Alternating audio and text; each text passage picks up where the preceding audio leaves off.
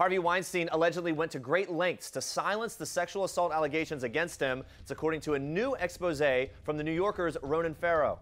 In a report released on Monday evening, Farrow details how Weinstein hired private security agencies, including ex-Mossad operatives, to retrieve information on women, specifically actresses Rose McGowan and Asia Argento, in an attempt to stop the allegations from going public.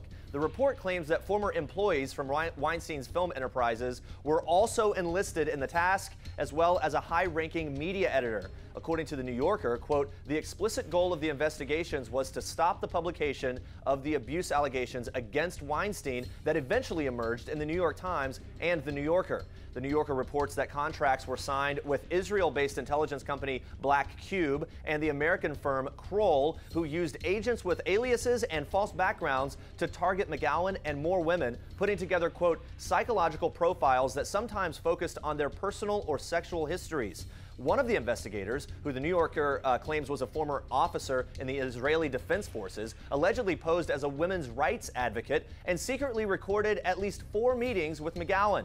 McGowan recalled interacting with an undercover operative as recently as October 23rd, more than 2 weeks after the Times broke the initial allegations of sexual assault and harassment against Weinstein. The Black Cube investigator also reportedly met with a journalist and pressed for details about other women who were talking to the press. Weinstein's spokesperson has denied the report in a statement to the New Yorker, saying, quote, it is a fiction to suggest that any individuals were targeted or suppressed at any time. Meanwhile, Weinstein's former lawyer, David Boies, has confirmed that his firm previously paid Black Cube and Kroll on behalf of the movie mogul.